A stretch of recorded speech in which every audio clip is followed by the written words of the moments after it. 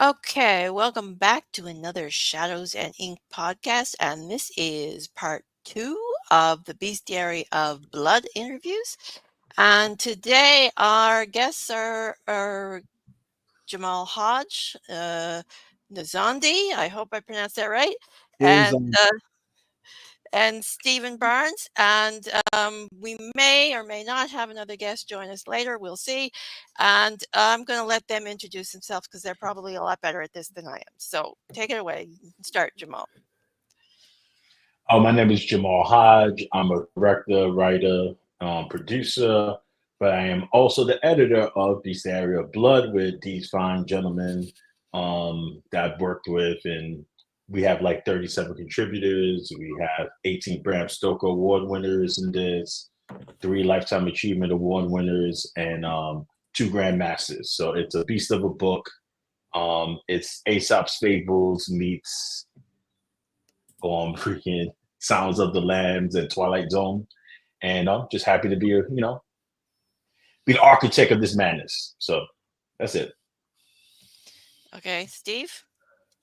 My name is Stephen Barnes. I was honored to contribute to this book, and I'm a science fiction novelist and television writer, and husband and father. And those are 2/3 of what's important to me in my life. Okay, and Zondi. My name is Nzondi. Everyone on this panel knows me as Ace Antonio Hall. Nzondi is actually my real middle name. Named after my father named me Asiman DC Nzondi Hall, an African name named after the king of Kemet who laid down the stellar systems for the first calendar. I am a former lost soul. I am a former educator, a former director of education. And I am one of the first blacks, or the first black to win a Bram Stoker in the novel category. And I am truly, truly honored to be a contributor to this incredible, groundbreaking anthology with so many wonderful authors. It is really, really a great time. I'm thrilled. Okay, so I'm going to start with Jamal since he is the editor and not, and well, he is also an author. But I'm going to ask him what inspired the start of the anthology. The weirdest thing. So my for years, I've always been a fan of like animals, and we all grew up with Aesop's Fables. I mean, that was like a staple. But then I found out that Aesop was black, and I had never known. Also, he was a Greek dude, and it just really motivated me. And I started realizing as I delved more into his story and to that well, nothing had been done like this in a while that I was aware of. That combined, let's say, the perspective of horror writers, um, telling morality tales. I thought that was very interesting. Using metaphor, parable, symbolism to convey meaning. So I was very intrigued by the concept of that, seeing how they would that combination of light and dark um, to create meaning. I was really interested in that. So that's how it all kind of sparked originally. But initially, I was just eating food. I used to always eat food and watch animals eat while I eat my food. It made the food taste better, and that kind of set us down this crazy path of Bestiary of Blood. Okay, so and Zondi and Steve, when you were first approached, what was your reactions to writing for the project? And Zondi, why don't you go first? Okay. I so when Jamal approached me with this project, I wasn't really sure like how to pull it off. But luckily, at the time I was in New York, and it was the summertime, and I had a lot of time on my hands to really kind of wrap my head around it. Like, how can I, what creature or what animal or what insect, you know, would really kind of blend with what I'm doing now on my path now that would kind of, that I could really take something and twist it and make it dark and at the same time create a fable, a horror fable with. So it took me a little while to kind of wrap my head around it, but once I did, I was really, really happy to be a part of it. For me, we do a podcast called Life Writing, Write for Your Life, and we'd had Elvira, Mistress of the Dark, Cassandra Peterson, on. And she had talked to us about the way her fans related to her and why she was the way she was and the longevity of the show. And so when Jamal approached me and asked me if I would do something with this anthology, Cassandra's interview was close to mine. So I was thinking to myself, I wonder if I could combine that and come up with something that would work, that's about people's attraction to this. What kind of people are her fans, what kind of people would be her fans. And so I came up with an idea that felt like it could satisfy his needs. I mean, the thing that comes to my mind first whenever somebody asks me to contribute to something is, do I have anything in the hopper? Do I have any stories that I would like to tell, but I'm not going to write them unless I know where I can sell them, because it's just, time is money. And I thought to myself that I could have some fun and say something that I thought was true, and that it would be a fairly easy write. I wouldn't have to do any research, that everything that I would need to write it were things that I already knew, I already thought through and already experienced. So I was able to combine things that Cassandra had said with my own experience working at the Pantages Theater in Hollywood when I was a kid. And that in combining those two things, I had pretty much everything I needed to write it. So I said, okay, I'll do it. Great. Okay, so tell us a little bit about what you've contributed to the anthology. We'll start with Jamal.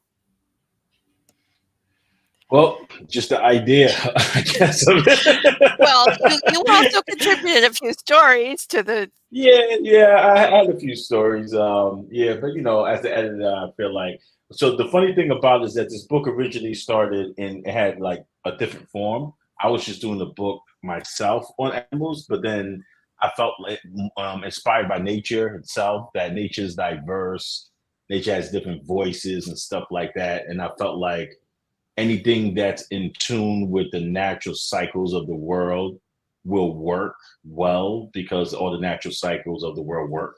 So I tried to bring that to the page. So I started trying to get a bunch of different voices from different things I really respected or looked up to, or just people that I just love their work. And I just tried to be honest and bring them all together. And so I had to end up getting rid of like nearly like 15 things that I had started out and written. I had cut them out so I can make space for like the other contributors like Steven, Nzondi, and everybody who's a part of it. So what ended up happening once I did that, I did a parrot story I kept because I thought it was very important, about a story about an honest parrot, which is like a metaphor for a snitch, basically. and then out of the honest parrot, there's also a story of that I kept about the lion, because that starts the book off, and because it's the most extreme fable thing that I had written, and I thought it was a nice palate cleanser starter for the project.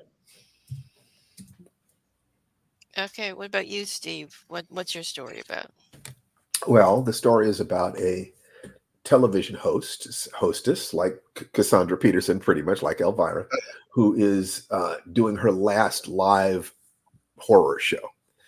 And that one of her fans comes backstage to say goodbye to her. And I won't say anything more, except that it does explore themes that are close to my heart, that have to do with science fiction and horror in general, but also have to do, I enjoy tapping anchoring some of what I'm doing to thoughts that I've had about race in America. Mm. Okay, so what about you, Nzondi? What's your story? So right around the time that Jamal asked We me, can get like typing, I think. I don't know if anybody can.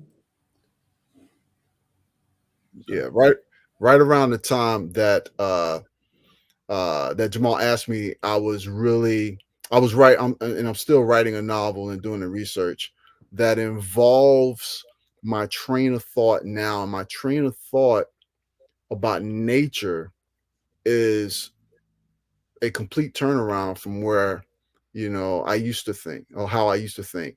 And now, for me, everything about nature has to do with the mother, or the mother spirit, or the mother consciousness. And everything for me, birth to, you know, um, at the time I was thinking about, or maybe I'd seen, I don't know where I saw it somewhere where, but everyone has heard it where your mother says, I brought you in this world, I'll take you out of it.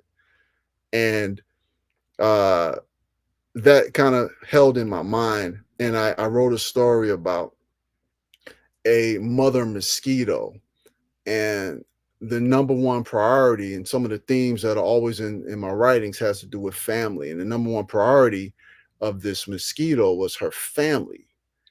And if you know anything about mosquitoes, the reason why they bite the female, actually, it's not even the male. The reason why the female bites a human is for blood, for to feed her offspring. And so I delved in some of the different themes, and I had to do a little bit of studying because I hadn't really read a fable since I was a kid. And I'm like, what the heck is a fable again? I had to kind of read it to kind of get the gist of what fables were and how they work. And when I saw that, I said, "Ooh, I could have a little fun." And so I introduced a few characters that I could have some fun with, like the wise owl and the conniving hyenas, um, on this mother mosquito's journey. And part of the thing of the conflict that the mother mosquito had was she had a very short-term memory. So she couldn't remember why she was doing what she was doing. The only thing she knew in her soul and her heart was that she had to take care of her babies at any cost. And that at any cost always, for me, dealt with one of the common themes of man versus nature. So yeah, I kind of put all that together in a story called The Devil's Blood. Okay, so when you all were exploring your ideas, how did you settle on the bestiary part of the story? Like, why did you pick the particular animal that you picked? What were your inspirations for that? We'll start with Nzondi because I want to know about the mosquito. Listen, I grew up in Jacksonville, Florida. And if you grew up in any area where there's a lot of wetness, because it rains a lot all over, I was in Orlando, it rains a lot. Jacksonville rains a lot. Orlando rains like every day. You will see creatures from hell called the mosquitoes. And I mean, and if I do a lot of hiking, so they really, for me, they were one of the most annoying, not kind of like a gnat annoying, but one of the most annoying and one of the most malicious creatures, or insects on this planet, that seems like they are pesky, but actually they can be even more dangerous, like wiping out 2 million people. So that it was kind of like an easy thing once I kind of thought about what insect I wanted to use. Okay, so what about you, Steve? What kind of inspiration for your animals? You know, I it felt cool. That's the best You know, kind. yeah. I mean, it's like, now if I were to ask myself, why did it feel cool? I could probably, break that down and come into all sorts of stuff and give you some sort of a, scholarly, intellectual, sense of why. But the fact is that when you write beyond a certain point, a lot of your choices are unconscious. A lot of your choices are just emotional. This is just what feels right. You look back on it later and say, "Oh, it felt right because of this, this, this, and this." But it's a lot like, you get a feeling, so you do a movement when you're sparring with somebody. You don't really think about the fact that you saw their right ankle hobble a little bit. Says, "Oh, they're unbalanced on that side. They did this technique before, so they're about to do it again. So I move before the technique, Right. before the opening presents itself." But that's all art comes from skills that are integrated to the point of unconscious competence. Mm. so that you're not thinking about it, you're feeling your way through it. So all I can really say is that I wanted an animal that would be threatening on one level, but also expressive of a personality trait on another. And it felt right. Okay. So what about And so I'll just okay, speak on that, which is really funny that you said, well, it just felt cool because actually on the cover of the book by Ben Baldwin, by the way, the creature over here is actually from your story, Mummy Derek. Really? Oh, how cool. Yeah, that's I actually didn't know that. the creature. I'm honored. Yeah. I mean, seriously. And these icons are all from stories in the actual book. If you look at the size of the book, That's wonderful. You've done a good thing, Yeah. Jamal. That's yes, awesome. that is a gorgeous cover, by the way. Absolutely Yeah, it gorgeous. Yeah, we Ben is the man. I highly recommend Ben Baldwin for anything that you might be working on or want to do. He's one of the best. And he's one of the best because he'll take your vision and he'll improve on it, and he don't care how many. I can be very demanding, obviously, because of what I do for work. But like he was right there with me each time, and he was down for the journey of trying to get as close to perfection as we could. So it was great working with him. Okay, Yeah. so But why did you pick the animals you picked, Jamal, like the parrot and the lion? oh well, I always try to pick because for me, I had something I wanted to say, and I felt like which animal, what did these animals symbolize, and what was the best animal to convey that message of what I was trying to say based on what they symbolize or something like that. So like the lion, the parrot, the dog, the poem with the dog, and the thing with the ducks was just crazy because I was just researching a bunch of animals Ooh. for like maybe 2-3 years. So find out that ducks, Yes, ducks are evil. Go look them up. Yeah. Ducks are evil. yeah. You look up ducks. Yeah. Look up the mating habits of ducks, and you're in for a big Woo! surprise. A Yeah. very big surprise, actually. Yeah. Corkscrew surprise. But anyway, Easy.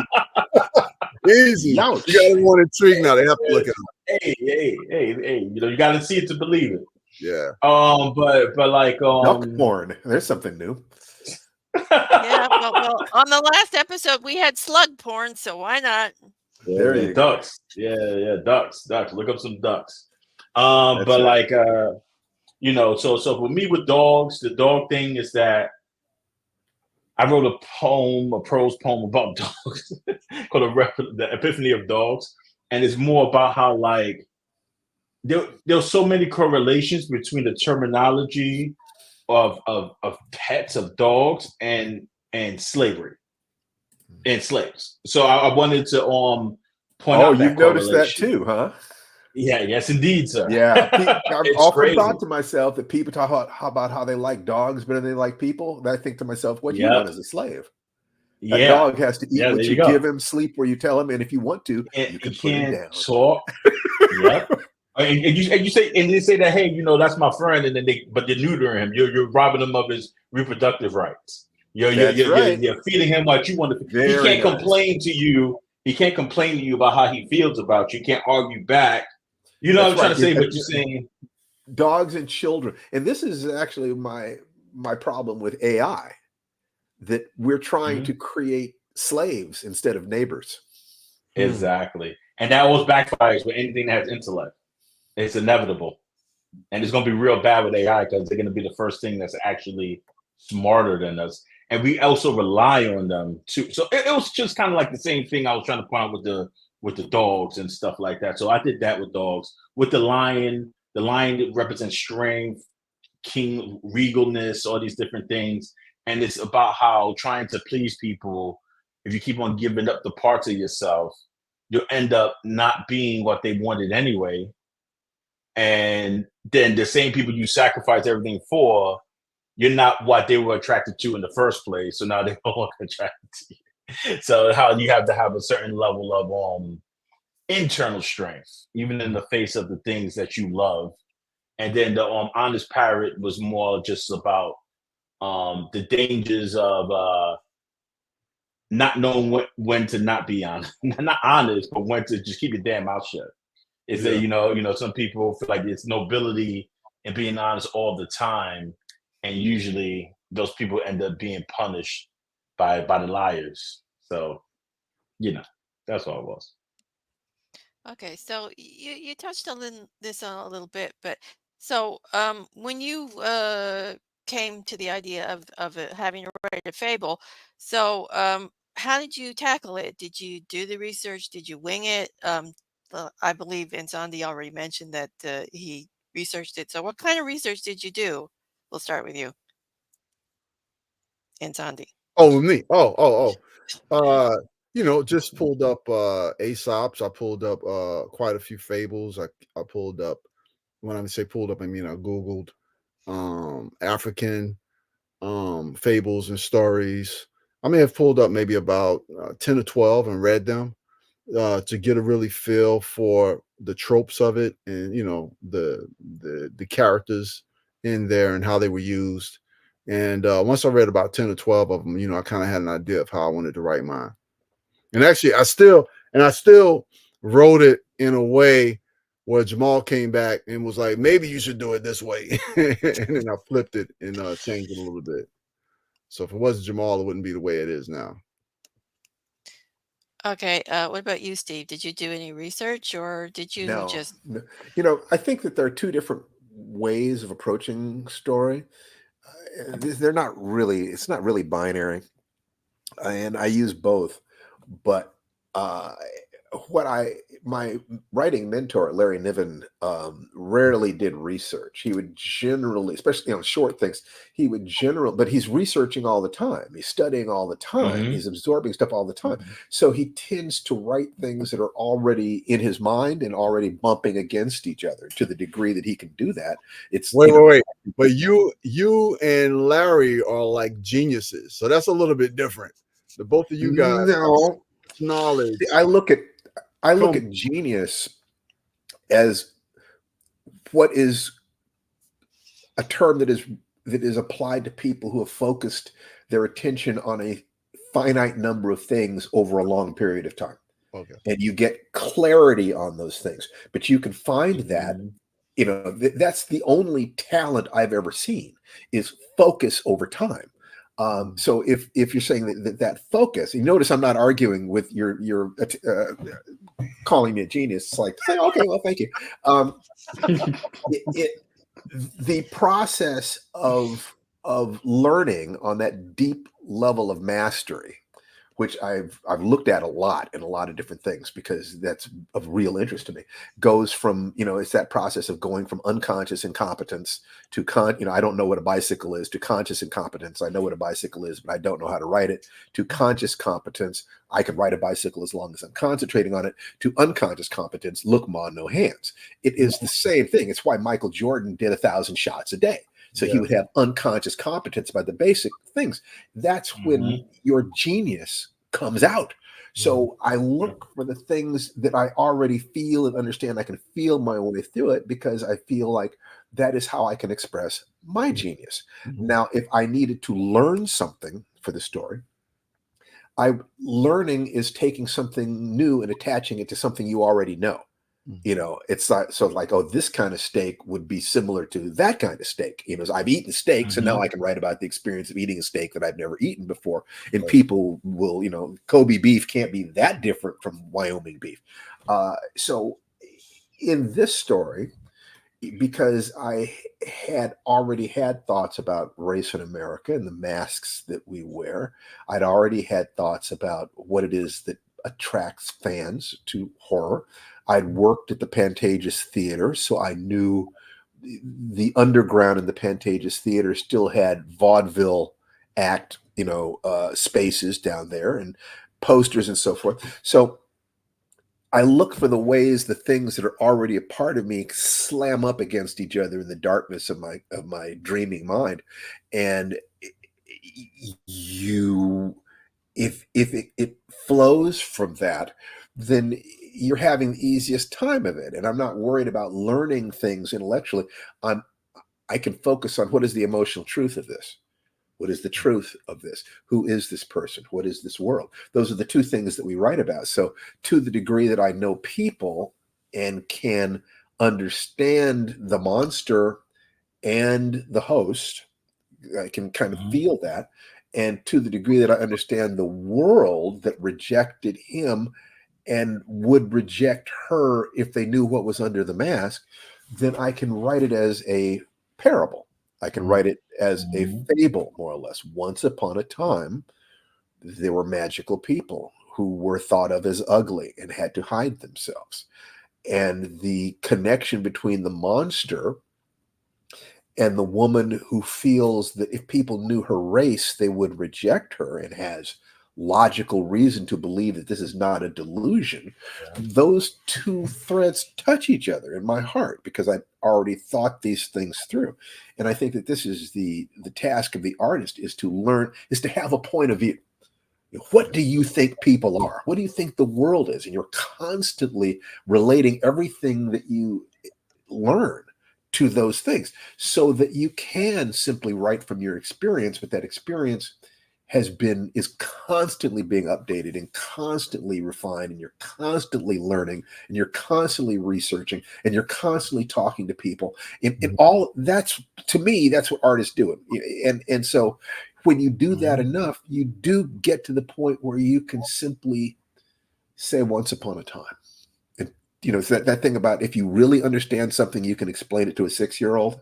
Yeah. If you can't explain it to a 6-year-old, you don't really understand it. I try it. very hard to write only about things I really understand. And there's a whole world of things I have no knowledge of. Yeah. I would sound like an idiot trying to write about it. I try to stick with the things where I sound kind of smart when I'm talking.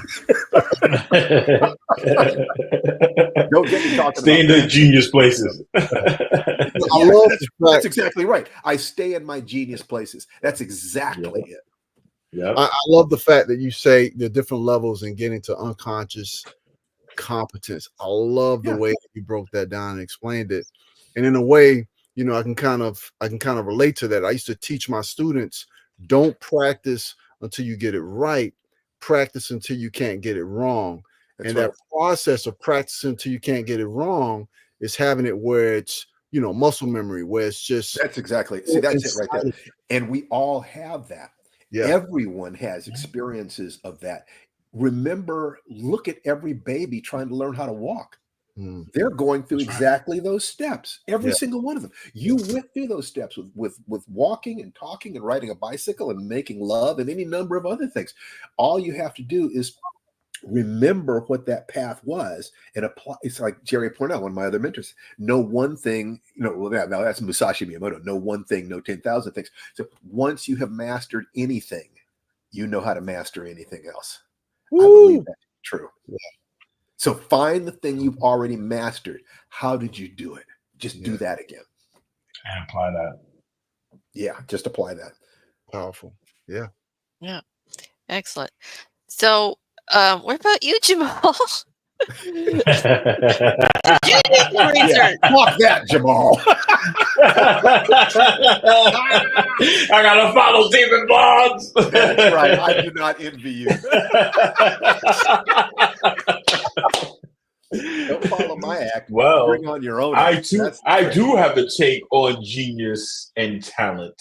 So this is a cool metaphor that I had heard. But they was talking about so talent hits a target no one else can hit, but everybody can see the same target, right? And genius hits a target no one else can see until the genius hits that target. And that's the difference between talent and genius, See, I got a little something, Stephen. You know what I mean? I got a little something, Mr. Barnes. You see that? You see that? but yeah. So for me, of course, I had to do research. I mean, but it's like everything, Stephen was saying about just write in places that you kind of enjoy, kind of like your enjoyment when you're learning something tells you you're on the right path where you can easily more get to genius, even if it's hard and you still have the level of enjoyment from it. I feel like then that's how you know you're going in the right direction. Rather than if it's something you're trying to force, then you'll probably become an expert but never a master at it, So I think you become a master easy in the places that you enjoy. So one of the things I love is I love nature. I love natural rhythms and vibrations of life. I love studying that. I love the patterns of life. I love the music of life. I feel like there's a harmony somewhere between math and music where we kind of like I think Jonathan Mayberry called it jazz, where we kind of like exist and where truth exists. It's kind of somewhere in between music and math, and I'm always trying to find that place where truth exists. And with this, I spent years of my life just studying animals, researching animals. Once I found Aesop was black, I just fell in love with the fables again, and I just kept on reading them and studying them and seeing the patterns in them. And then I always loved the Twilight Zone.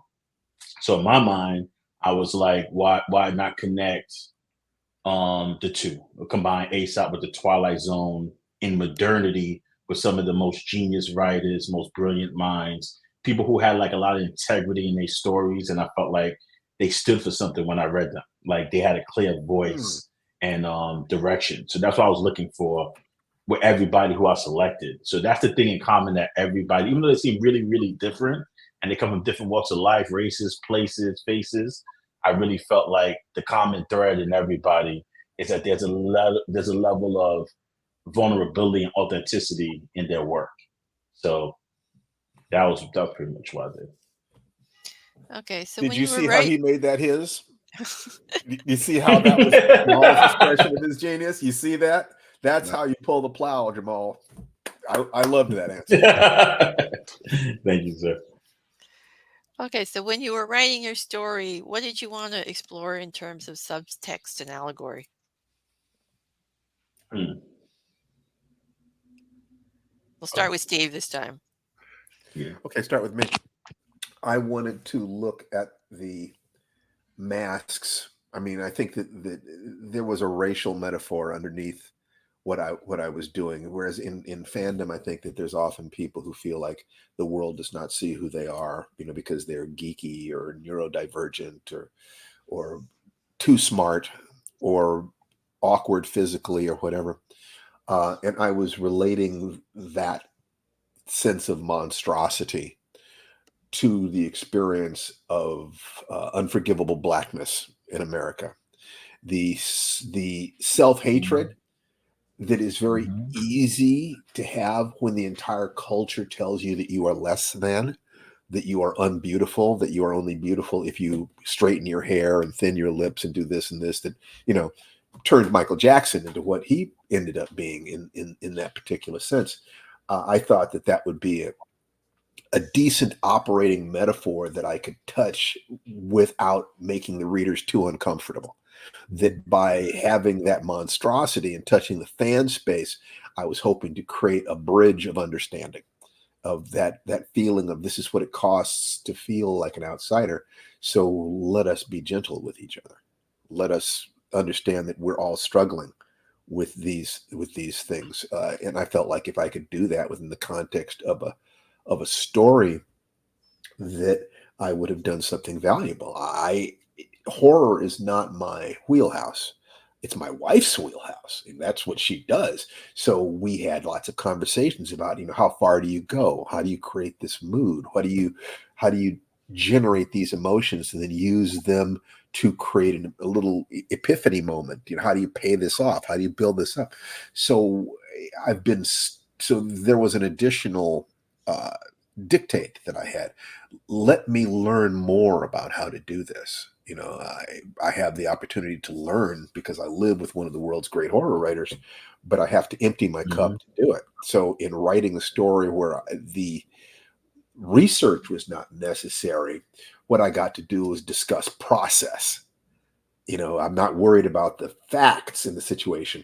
Now, let me learn more about how do you do this? How do you create an emotional shift in your readers that is useful to get them to open their hearts in this particular way.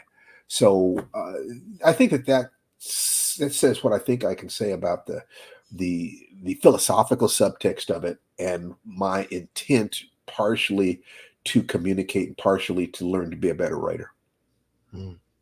Nice. Okay, What about you and Zondi? What did you want to explore in the context of subtext and allegory? You know, I think the beautiful thing about being a writer is you get to have a subtext without preaching, that deals with your belief systems. And part of my belief system is that literally everything that we've experienced, and when I say we, I mean the history of man, humanity, comes in waves. So I mean, just think about like right now, you know, you may hear people in your everyday conversation or your coworkers or at work or, you know, in the coffee shop say that, you know, we're going through a really rough time now. This is a bad time. And I believe that there has not been an era where there was not a bad time, you know. The Holocaust to slavery. I mean, there's always been a group of people where there was this really low point, you know, in their culture or in humanity itself. And then there's a high point. I just think it all comes in waves. Everything is a wave. And when I realized that, I felt like this state of the world today, I'm like, we'll be okay. We'll get through this time because everything is a wave. So in exploring and understanding that in having that belief system, I'm always interested in exploring monsters and what is a monster and how to use a monster in an allegory. What's the hidden meaning behind this character or why I use this character? And quite simply, years ago, it hit me when I saw this joke about Osama bin Laden. And so, you know, here's Osama bin Laden at one time, most feared man on the planet at one time. And there was this joke where, you know, after he did all his fear mongering, he would come home and, you know, somewhere hidden in a cave somewhere, and his wife would say, "Where you going? You didn't take out the garbage." You know, he's like, "We'll take out the garbage. Do you know who you're speaking to? I know you better take out the garbage and bring home some diapers." You know, and I'm like, you know, even the most feared man, a monster, has a life where, you know, there are moments where that humanity crawls in. You know, the devil, if the devil had a daughter, as you know, as horrific a devil could be, and his daughter's like, "I'm not doing that, daddy. I'm going out tonight." You know, you're not going out, you know, what parenting is, you know, having a kid, you know, and dealing with this horrific monster, which is why I really love the first Joker movie. I'm seeing the second one tonight, the first Joker movie, because it created this empathy for this monster. You know, you saw the other side of, you know, this character, and it created empathy. And he was a monster. You actually kind of rooted for him a little bit, you know. And same thing with Darth Vader having a son, you know, and you know, it became the greatest icon, the greatest, you know, villain that you would root for, that you would love. And so I wanted to explore the allegories and the hidden meanings and the symbolisms of what a true monster is. And if this is a monster, I wanted to explore, how is he a monster, show how he's a monster, but at the same time, you know, show how he's, or she is, a mother and has to care for her children, and what that side of, you know, that monsters actually have that part of, you know, that human part of themselves. So yeah, and it was a lot of fun really exploring that. And I really explore that now in all the things that I'm writing. Okay, so what about you, Jamal? What kind of subtext and allegory did you explore? I mean, it's kind of similar to what, you know, Nzondi was saying. But I guess, I didn't fully think about it fully, but for me, it's like I'm always want to explore how it's our good intentions that create most of the disasters in the world. Our need to change things for literally no reason half the time, right? Just so it could reflect more of our own perspective of what the world should be and our place in it. So most of the stories that I wrote, you had. You muted. You muted yourself.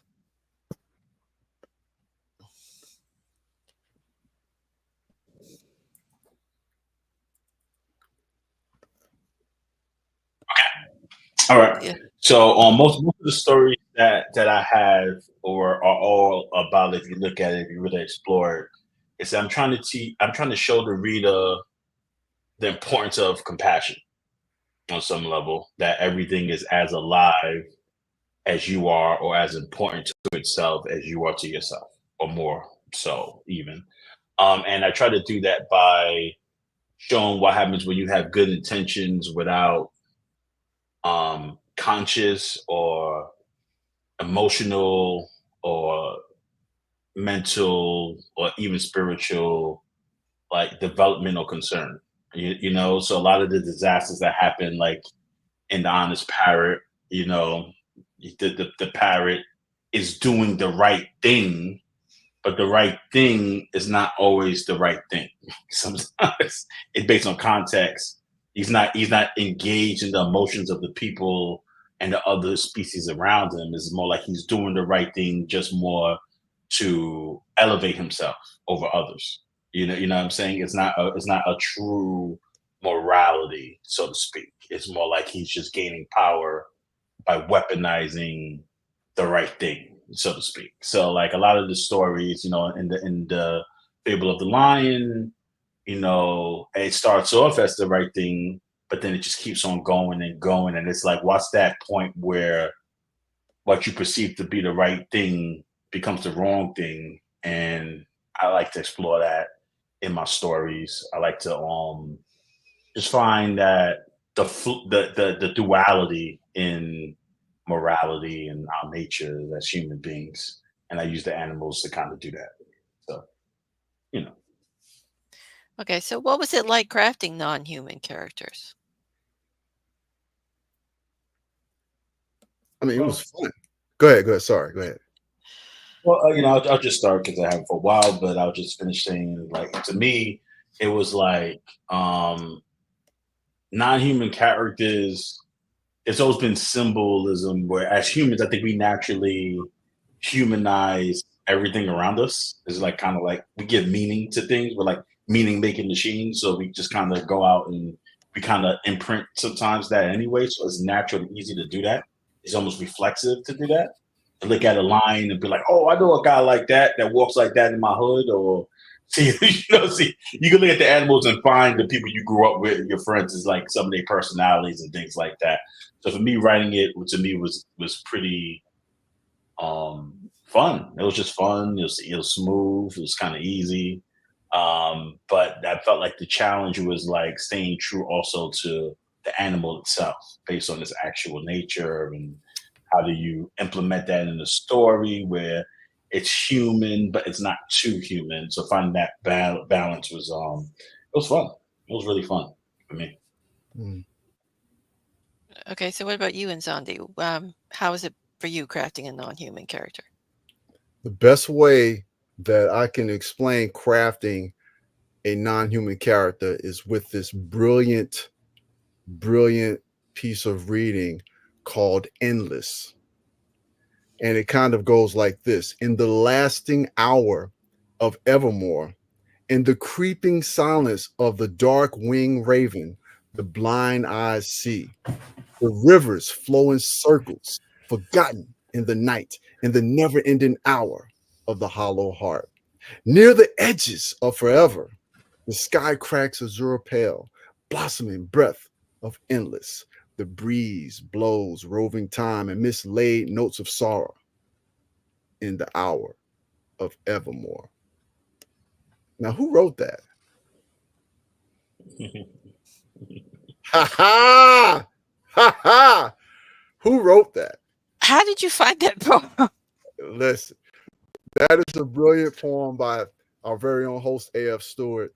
And, you know, a lot of times we do these things and that person's brilliance gets left out. We had to bring that brilliance into this conversation. But so yeah, A.F. Stewart, brilliant, brilliant, brilliant. From Yeah, the that was Well, book, thank brilliant. I love that. from the book called That one's from Poetry of Monsters and Madness, I think. Yes, Okay. Monsters and Madness which is what we're talking about a lot, So anyway, Mhm. that's my piece. Yes. So I'm blushing now. Anyway, so we move on to Steve. How is it for you crafting non-human Um, characters? well, dealing with animals, I don't see human beings as being uh, discontinuous with the animal kingdom, and I don't see the animal kingdom as being discontinuous with inanimate things. Yeah. It's a progression of complexity and dynamism. So, what do I know about all living things? All living things try to move away from pain toward pleasure. Everything, anything. So, people often make the mistake of remembering that when you're dealing with human beings. Because it looks like some people are deliberately causing themselves pain if they don't ask themselves, well, what does this mean if you have this universal drive to avoid pain and gain pleasure? You come up with very different answers. So in looking at animals, I assume that they're doing that, and that there's a level of different levels of neurological or psychological complexity, but it's the same basic drive. So a monster, when I'm talking to Tananarive, she'll have if we're working on something or she's working on something and she's describing a monster or whatever, I will ask her things like, from the monster's point of view, it's just an animal. It just, how does it reproduce? How does it eat? What does it want? What can kill it? What are its fears? What are its sensations? When you think about those things, what is its reproductive cycle? When you think about things like that, you're not humanizing them, but you are assuming that some of the same motivations we have, they have. Some people can't even do this with other human beings. That's what racism primarily is the Mhm. lack of assumption that this other person is like you, having lived a different life. So if I'm dealing with a creature that is not like human, I ask, starting with that same question of life. Well, how is it different? Does it see the world different? Does it experience the world differently? Does it store its memories differently? Does it, sort for sounds or smells over visuals? How does it hunt? How does it do this? How does it do that? But it wants the same things. It wants to not hurt. Mhm. That the meaning of existence, according to, a biologist or the Dalai Lama, is somewhere on that continuum of to escape suffering, embrace joy, and be of service. Everything is on that continuum somewhere. So it gets pretty easy to create a creature who it's evil. A lion is evil to the gazelle, but the lion's just trying to eat. Okay. Mhm. Um, if Yes. you can understand the motivations underneath some truly horrific human behaviors, if you can see that as part of the continuum, then it's not that difficult to look at animals that will kill you and eat you, and also realize they're just people too. And it's not anthropomorphizing them. It's saying that human beings aren't different from animals, that it's That's saying right. human beings are animals rather than saying that animals are people. Yeah, I love that. Yeah. Yeah. So, what's your favorite part or scene in your story? Okay, we'll start with Nzondi. Yeah, I think my favorite part is when uh my character my character goes on like this little kind of Wizard of Oz journey, and she's going from place to place to place. Um, and you know, basically she wants to kind of find out, does the devil really exist? She's asking the wise owl and these different animals. And when she gets to the hyenas, that's my favorite part, because you get the feeling that the hyenas know a lot more than they're letting her know. And the way that they're talking amongst each other and laughing and snickering when she's asking the questions. Oh my god, I had so much fun kind of crafting that piece, and trying to make every single sentence count towards the plot. So that was my favorite part, when she meets the hyenas. Mm. Okay, so what about you, Jamal? Do you have any favorite parts or scenes from your stories? Well, I have a lot of favorite scenes from their stories, from all the contributors' stories. I mean, for my own, I mean, I like the ending scene. I don't want to spoil it. Of the honest parrot. I like that a lot, because a lot of the characters too. There's always like a part of yourself in them. You know what I'm saying? So like, there's parts of me in that character a lot, of the Alan Parrot, like a person who's like cursed with authenticity, with candor, cursed with candor, I would say. Uh, and so I like the warning at the end. I know some people who's read that, who've cried. I know people who've been really touched by the end of that story, the last scene. So I feel like it was really powerful. I also like I love endings. I love how things end. So most of my favorite scenes are endings. So I can't talk enough specifically about spoiling the stories. But yeah, I just there's a lot of stuff that I love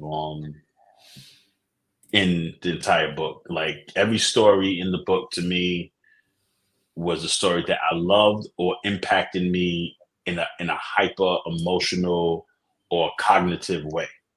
So it either touches your heart or your head. So I really yeah, there's some amazing stories, like some scenes in, like, you know Mom and Dearest, I really really liked.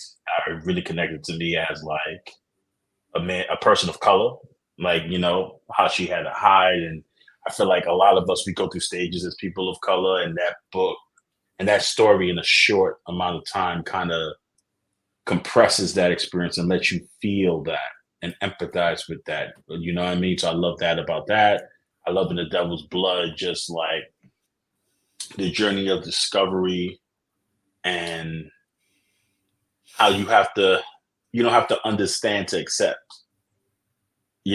at a certain point in it. Like, there's something, I can't spoil anything, but like it's just great, the interactions in that story. Like, there's a scene with hyenas and stuff like that in it that I loved.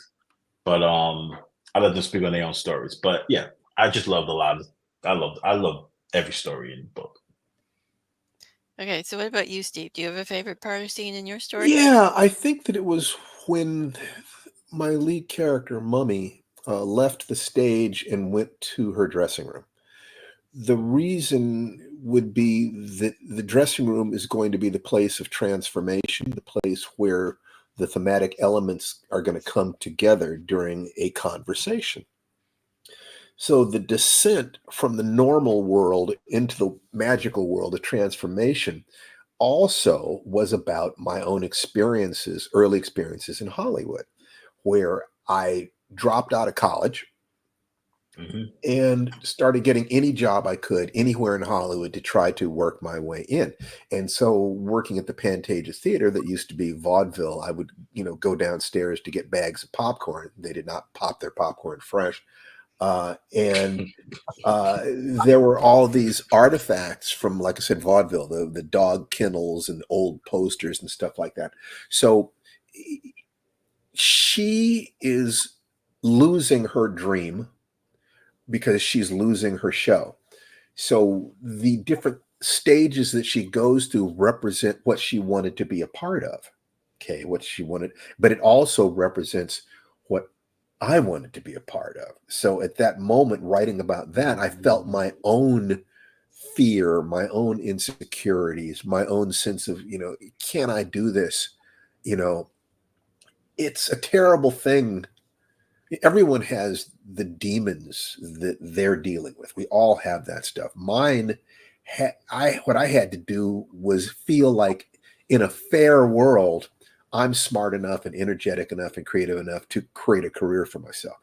But there are people who will stand against me, who will not wear the uniform of the enemy. They will smile in my face at the same time that they cut off my options. Who am I? There's a line in the Tuskegee Airmen where Lawrence Fishburne says, what do I think about my country, and what does my country think about me? If art is self-expression, and you feel that the potential audience for your art does not really want to know who you are, does not really want to, that in fact their entire culture is based partially upon a lie about who you are? How do you express yourself honestly? What do you do? And if you don't express yourself honestly, you're being a hack. So the road across that cauldron of fire is narrower. Okay, and it's that same thing would be true if you're LGBTQ, if you're a woman in certain contexts, if you are disabled, any number of different things can narrow that path, and you're constantly getting advice or beckoning and saying, if you just sell yourself out, we'll give you money. And sometimes it's a lot of money. Just forget who you are. Create dreams for me and my children. Forget about your own. How do I do this? How do I do this? How can I be myself and still honor that child within me, and yet at the same time create something that people are going to write me big checks for? I mean, it all came there, and it's wanting to be a part of this thing called entertainment, to be able to take my heart and sing and dance and be that child that you were in the living room of your parents' house, where you would sing or dance or tell stories or show pictures, and your aunts and uncles and parents and neighbors would give you dimes or quarters and say, aren't you a brilliant little boy? Aren't you a brilliant little girl? And to know that when you move out of the door of your house, that's over, because every house has a brilliant little child. Yeah. What do you do? How do you keep a hold of the part of yourself that feels that you're beautiful and brilliant and worth something, without selling yourself out? I remember one of my very first book signings, an author in his 50s came to my book signing, and his card said freelance hack and literary mechanic. And he was dead of alcoholism within 18 months. How does your heart survive? The movie All That Jazz changed my life, because it suggested a man who had turned his life inside out. He cared about strangers the way he was supposed to care about his family, and treated his family as if they were replaceable. How do you navigate this? So that walk of hope, of faith, of shame, whatever it is, from the stage to her dressing room, was the same passage that I felt working at that theater, wondering, how do I become a part of this? How do I do this? How? And she, of course, was dealing with failure. I was dealing with fear of failure. So it went pretty deep. Man, when you speak, I love hearing you speak, brother. God, dog. He's trying to get me emotional up in here, man. Taking me back, man. Well, this is I think that as artists, I think that, if Musashi in Book of Five Rings, let your everyday stance be your combat stance. Let your combat stance be your everyday stance. I think that we want to speak the way we think and to write the way we speak. And so it's bringing that into alignment. All I have to offer in the world is who I am. I don't have anything else. You can run out of clever, but you can never run out of the truth. So if you can connect yourself to your truth and learn to speak that, you will never run out of ideas. And life is just your oyster, but you have to be willing to deal with your fear so that you're not afraid to speak your truth. And that is hard if you're also trying to feed your family. Yeah. Great Stephen Barnes, man. Dropping them dimes. That explains 50 years of martial arts practice, to be totally honest. That's what that was about. I wanted to be able to walk the world and say, this is who I am. I'm an open-hearted nut. I wear my heart on my sleeve. I laugh easily. I cry easily. It's very difficult to get me angry. It's almost impossible to get me angry enough to hit somebody. But if you pushed me into that space, there's a part of me that would love to take all the fear and all the resentment, all those years, and take it out on somebody's body. I would love that.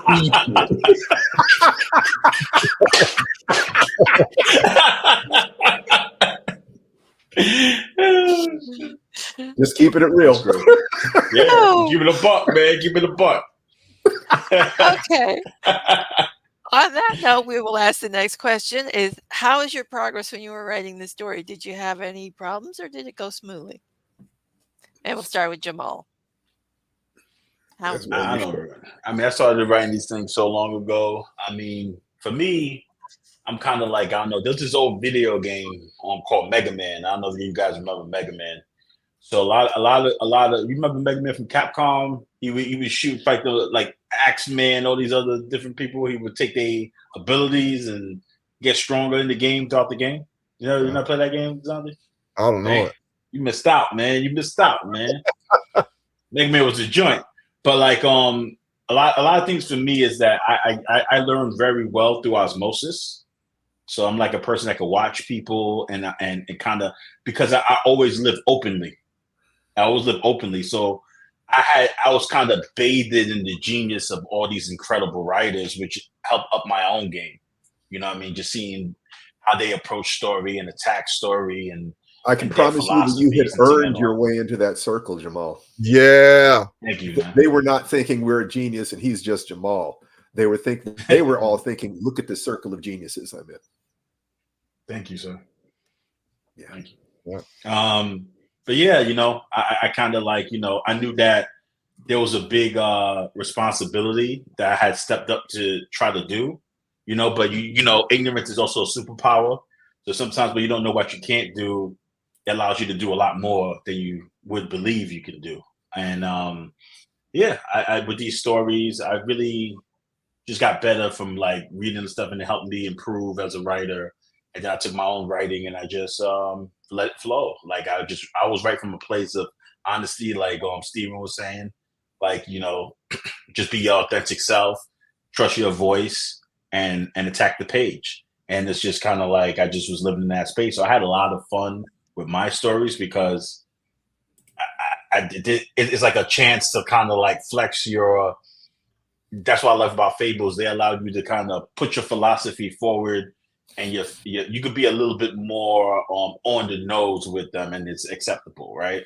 So I had a lot of fun with mine, and nothing was hard, honestly. I went back. I did maybe like 10 drafts or so, but it was fun to do it. I'm going to speak on Jamal's behalf because there's two sides to that coin. And he overcame, I think the reason why he overcame any conflicts or obstacles that he had was because this brother has an extreme amount of courage and resilience.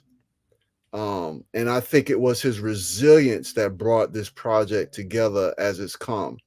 Any editor knows that there's a lot of speed bumps, along the way. And man, he just has a knack for speaking to people that make you and making them feel warm, and comfortable. And I think that was part of the reason why he overcame a lot of the different little bumps in the road, because he was very resilient and he just never stopped reaching out and communicating. He's a great communicator. I think that was also one of the reasons why he overcame some of his obstacles. Is he's a great communicator. And yeah, so you say nothing was hard, but I know. Well, I'm talking about my personal stories. Putting the book Yeah. together, there was a lot. It was hard. Like I mean, but I live in hard. That's like Yeah. I'm like the opposite of most people in that I'm really good at hard things, but not good at easy things. Yeah. So because all I do is live in a space of self manifestation and actualization and team building and building communities to attack a task, and then so that's kind of like my happy place in a sense. So it was difficult, but if you just never if you have no surrender and no sense of defeat, just learning, and you just have that humility, I think you can get over any obstacle. You had the Forrest Gump syndrome. Yeah, basically. Yeah. You just keep going. You just keep going, and you accept the people who stay, and you don't worry about the people who leave. Yeah. then that's it. You know, just keep going. You know, what's meant for you is meant for you. What's not, it's not. That's pretty much the mentality. You know, no fear of loss. There's only, you know, sometimes less is more, because the less you're carrying on your back, the closer you are to yourself. So, you know, that's how I look at it with my philosophy on approaching difficulty or challenges, is that, you know, I will never ever quit. It'll take long. It took a long time to put this together. It's putting this project together took about 2 years. Yeah. but like and this idea started maybe 3 years, you know, ago, and evolved, and then start bringing people in 2 years ago. But like, I would never quit. And you know, at the end result, we have a very beautiful product, you know. So Yeah. you know, we have a powerful, beautiful product that's full of so many people's dreams, and this is like a timeless book that people can read throughout the years, side by side with Aesop. You can read Aesop to the kids, and then when they get older, you can give them Bestiary of Blood. So you know, What did you say Bestiary of Blood was? You said it was a what? A love. it's a love letter to the horror community. I feel like that's what I was trying to do. I tried to get like some of the best voices, minds, people you recognize, people you don't recognize, and bring them all together as a love letter to the horror community. So it was very important. And you know, and like having like Jonathan Mayberry's stamp at the end was just like the cherry on top of the cake. But like, it's a beautiful experience, the book itself. And yeah, I'm just happy that so many people were open to trusting me on this with their thoughts and their hearts, man. It was a lot. There's a lot of responsibility. Okay, so what about you and Nzondi? Did you have any troubles with your story? I mean, to be honest with you, Jamal was good at just kind of guiding me through any of the, you know, the problems I had in the story. And I'm at a stage in my life now where I'm very open to criticism, you know, constructive criticism, especially if we're on the same team. When I realized, well, hey, we're on the same team, you know, I can't take anything personal. Sometimes I get mad, you know, like, you don't know what the hell he's talking about.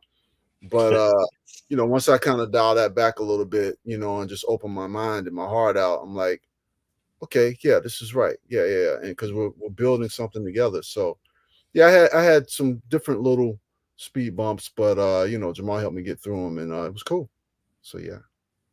Okay, so what about you, Steve? Did you have a smooth sailing or some bumps? Well, you know, smooth sailing. If you remember that the process of sailing is hard work, and you get Yeah. dinged up, and you get sunburned, and so forth and so on, then yeah, it was smooth sailing. It's just the work. It's just chop wood, carry water. So I have a very specific process that I go through. I'll start by writing out what I know about the story. Then I have the attitude that I'm like a reporter who is investigating an incident. The story is the incident. On some level, I believe this really happened. How did it happen? You know, and by the way, a story, a book, a poem, a movie, you know, whatever, would all be different views and on the same incident that happened. But my take on it is in the universe in which this happened, what happened? I write down everything I think I know about it. Once you understand story structure to a degree, there is a shape that story has. And if you give me three data points, I can draw the rest of the circle for you, because geometry has a particular effect. You give me 4 points and I can draw a sphere. I know how to draw that sphere. So if I write down what I know, all I know about is a character, and it's like, well, what does this character need to grow? Or I write about a situation and ask, well, who is the best character to see this situation through? By bouncing back and forth between different questions about this and understanding that structure has a shape and character has a flow, then I come up with questions. I start having a sense of the undiscovered country. What do I not know about this? And I don't worry about that, because not my first rodeo. So I can write out the questions that I don't know about the story, go to sleep that night, and I know that when I wake up in the morning, I'll have some answers. I also know that every different way I look at what I know will reap a different set of answers. So I'll use Post-it notes and index cards and whiteboards. You see that behind me, gigantic Post-it notes and all these things. And every time you write down what you know in a different way, your brain comes up with different answers. And so the process begins to present itself. Then at some point, I start creating a treatment. What do I know about this story? A 2-page treatment, a 3-page treatment, basically writing out, well, what if the story was like this? And then in that shortened form, and I kind of say, does this work? Is there a payoff? Do I have the right incidents to build up the emotions to be able to pay off? Because any individual idea has like a certain amount of gunpowder in it, and you have to tamp it down to get a bang. Otherwise, you just get a fizzle. Okay, so given the amount of gunpowder that your story has, what is the most compact form you can put it in so you get the biggest bang for your buck? A point will come where that 1 or 2 or 3-page outline begins to expand outwards. Okay, and it's still a treatment. It's not a story yet. And I try to hold that back. But there's a point at which the characters start to talk to me. I've created them enough. They start as stick figures.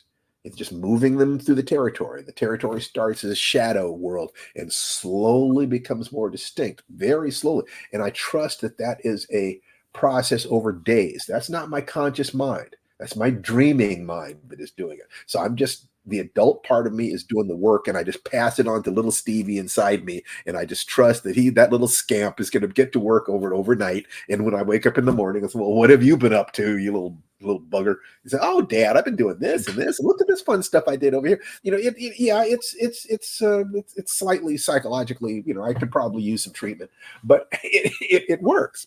And the point will come where the story dialogue begins to express itself. I'll say this person says this person expresses this. When that happens, there's a point at which I say, let me transfer this, and I take it to a screenwriting program. I use Writer Duet. It's an online screenwriting program, and I create a script of the story. And I do that because a script has plot and setting and dialogue, but it does not have poetics. You don't have to worry about the language that you're using to stitch things together, which means that in a month, I can create a script that tells a story that I would take me a year to write as a book. And in a month, I can say, does this work? It seems to work. I can, okay, it starts here. And do I see these characters in this situation? So I did the same thing with Mummy Dearest. I wrote a script. I've got a script for Mummy Dearest sitting in my screenwriting program. And I did that and wrote it out. And this all seems to kind of work. At that point, I began to transfer the script into text. Now, one of the things that happens when you do this is that all of the resistance, you've got this huge boulder called, creating a complete work. And if you look at that boulder at the beginning, it's like, oh God, this is just too much. I can't do that. But all you have to do every day is just the work you have to do that day. I don't have to do the whole thing. I don't have to have all the answers. I don't have to have the form. And I know that it's going to look like crap. That creativity is a messy thing. Look at my damn office, for God's sake. The process of letting the mess in my mind begin to take its own life and its own shape. I know if I go through this process, the story will tell me what it is. The story will at some point start coming to life. Then if I write it as text, it can feel like crap. The whole thing could feel like crap. I'm writing, I'm saying, oh, this is crap. Just keep doing, transfer it from third person to, whatever in present tense to past tense, whatever it is that I'm doing. Just do that. Don't worry about it. By the time I get to the end, when I print that out, I will look at it. And one of the things I'll notice is this isn't as bad as I thought it was. Another thing I'll notice is that somewhere in that story, there will be one line of dialogue or one description that is true. It's like, oh, some truth slipped past all the bullshit and all the defensiveness and all the fear, that something came out on the page. It might just be 1 or 2 lines, but I can highlight that and I'll say, this is the best line that I've written here. Let me go past through everything else, ask myself why that line was good, and start raising the level of the other text. So I go through it again. I write and I polish and I trim, so forth. And when I do that, I look at it and some other lines will strike me as being the best. So then my task is to try to bring everything up to that. And if I do that every day, there is no point at which I get stuck. They're just points at which I don't know how to do this. I don't know what this means, but I will define clearly what is the thing I don't know, and then trust little Stevie inside me, the unconscious competence, to come up with the answer in my dreams. And that's my process. And I keep doing that, moving back and forth between different ways of looking at it and different ways of presenting it, and just doing the work today and trusting the process of the work and get my ego out of it. I'm not the writer. I'm the typer. I'm the reporter. I'm just talking about something that has already occurred on some other level of reality. And by moving back and forth like that, the fear becomes energy and excitement. It doesn't stop me. I'm afraid all the time. If you care about what you're doing, it's scary. But if you've been through this process repeatedly, and you know that the hero's journey says that there's a point called the dark night of the soul, where it feels like you can't do this. And that the way through the dark night of the soul is called the leap of faith. And it's always faith in one of 3 things: faith in yourself, faith in your companions, or faith in a higher power. I've published millions of words. At this point, I have faith. So the fear and the faith exist at the same time. And when fear and faith are mixed, they become energy. So it's just do today's work. Do the work. Do the work. No. Yeah. We're all speechless now. I'm sorry. Over here giving a free masterclass, man. You want to know the definition of mastery? I mean, seriously, just you brought that up because that's something that's really interesting. Because if I were to be honest, Larry Niven, my teacher, is a grandmaster, and since I write with him, I must be at least a master. And I have a certificate over there saying I'm a grandmaster in my martial arts style. So mastery is something I care about. And the formulation that I've come up with, it seems to work. Mastery is a verb, not a noun. It's a vector, not a position. It's a path. And once you have the basics of your path at unconscious competence and have committed to that path for a lifetime, you are on the path of mastery as much as anyone else has ever been on the path. There will be other masters who are horizons distant from you. But when you meet them, all they want to know is, what does the territory look like where you are? What are you working on? What's fun? Masters are always learning, always doing, and always teaching. It's nothing special. It's just, how do you busy up your days? Mastery is not something that is beyond our ability to obtain and grasp. It's that total commitment and your willingness to take the basics and move them to unconscious competence through work and love. Nice. Okay, yeah. Great. An interesting segue to the next question, which is, what are some of the challenges you've had to overcome in your writing life? And we'll start with Steve. There were internal challenges. Just, how do I organize myself to do it? And then there are the external challenges of having been alone in the field and afraid that aloneness meant that I would not be able to create my dreams. And asking myself, what significance does my work have if I can't become a best-selling, award-winning, multi-millionaire writer? What is the significance of it? It's dealing with those demons every day, being able to love my audience, to really care about them, even though I know that they don't necessarily love me. They love me if I'm the dancing monkey. If I start talking about things that are real to me, I've seen people get up and walk out. It doesn't happen anymore because I know how to say things differently now.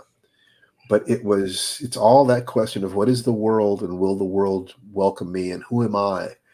And can I be strong enough and smart enough for long enough for the world to change enough to embrace me?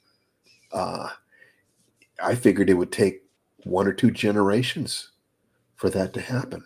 And that's pretty close to what actually happened. So it was, how do I control my fear and get up every day and do the work when I know that it all might be for nothing? And those voices in my head, those voices never completely go away. You just realize that the voices in your head aren't you. Exactly. Once you realize that, the game changes. Mm-hmm. Okay, so Jamal, what challenges have you had to overcome? Well, mainly getting out of my own way. I'm very I used to believe in the illusion or the delusion of perfection, but it was just a place to hide. Ultimately, it was kind of like, it was kind of cowardice. Like, it's a way of, because I was using what because I was born with, I've been writing since I was like a kid. I got something published when I was in, like, I think fifth or sixth grade. I've been writing a long time, but I was holding it close to my chest. I was just, because I was scared actually of being judged by the world, because I couldn't I didn't have the courage at that time to be vulnerable. I didn't have the courage. I didn't think in the world there was a place for me. You know what I'm saying? Like Mr. Barnes was saying. It's I'm a 270 pound black dark skinned dude. That's kind of a nerd, but also a martial artist, a fighter, all these different things. So I feel a lot of resistance in a lot of the places that I go when I try to excel in intellectual pursuits. But that's where I like to live. So, like, just having the confidence to get out of my comfort zone and step into it was a big challenge for me. Also, learning to not be cruel to myself or to others was also a big turning point for me. And just writing in general, and being able to get out there and put myself forward. So, like, the hardest things and the hardest challenge with this as a writer was just, like, at all times, like, fighting the demons, um, understanding that, danger is real, but fear is kind of a choice.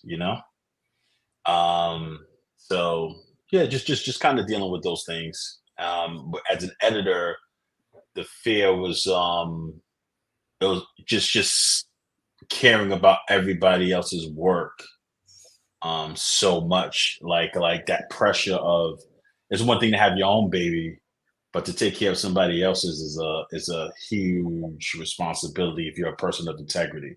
I like to think of myself as a person of integrity. So, like, that was sometimes kind of difficult and kind of even awe-inspiring, working with these generational titans, these brothers, who've been in the work so much and stuff like that, and then to take a chance on a first time editor the way they did.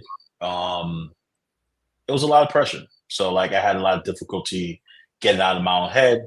But like Mr. Barnes said, when you realize that you're the thing observing your thoughts, and your thoughts are kind of almost like reflective and stuff like that, you're not your thoughts per se. um you just kind of like, there's a certain relaxation and a certain confidence that comes from that. So I kind of lived in that space, and we made that shit happen, basically. Okay, so what about you and Zondi? What writing challenges have you overcome? So I can be somewhat of a person who's called long-winded. So what can I so how I what I can do is be as efficient as possible by saying that I my whole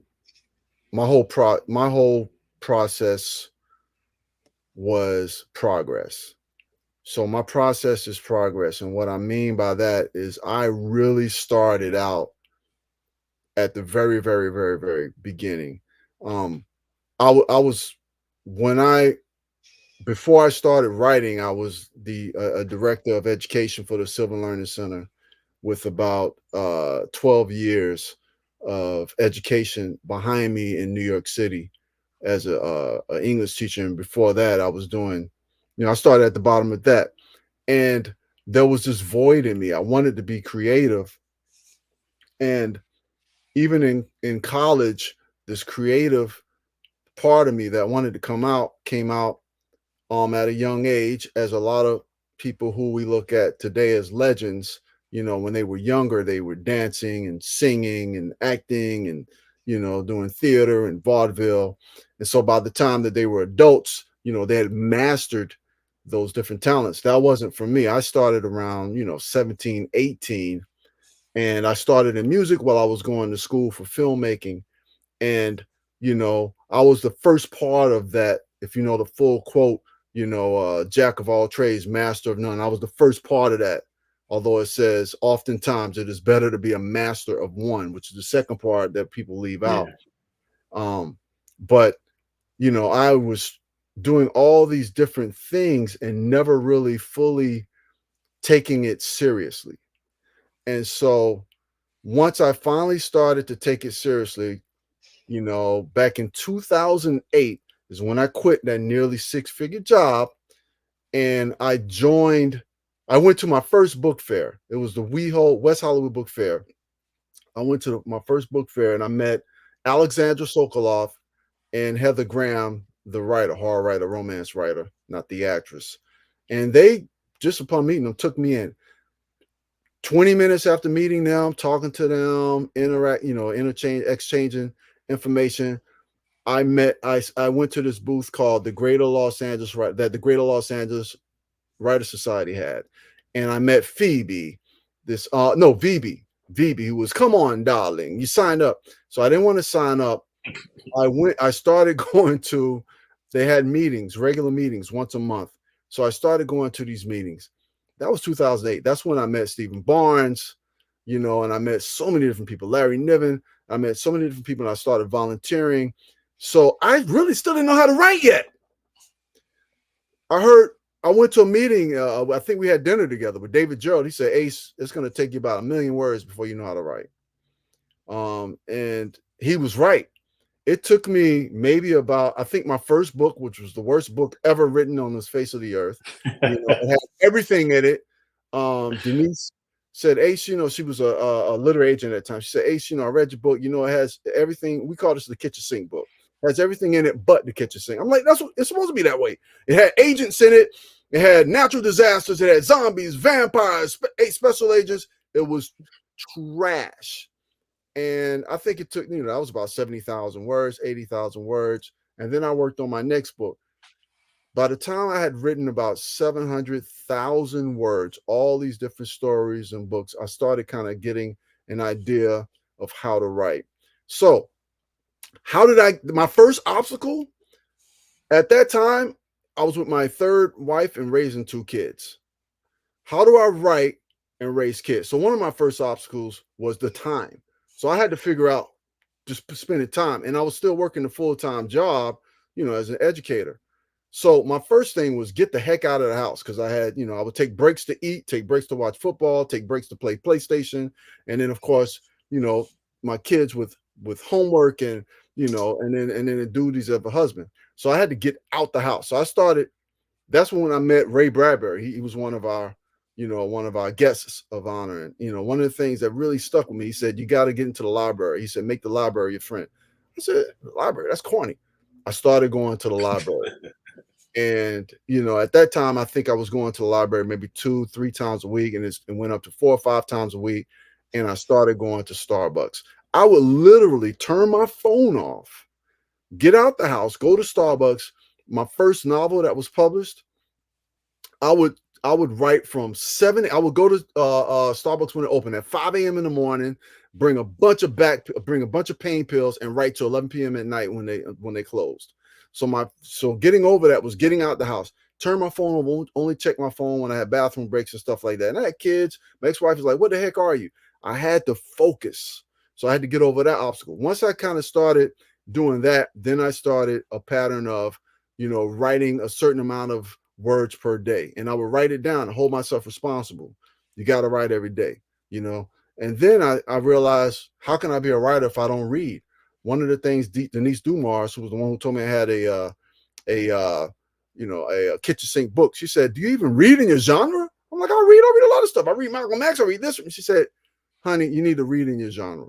So I started reading books in the undead genre, zombie books, thriller books, action books, because I write a lot of action, and and vampire books. I read about 50 books in that first year. Then I realized, I had to the way I inhaled was reading, and the way I exhaled was writing.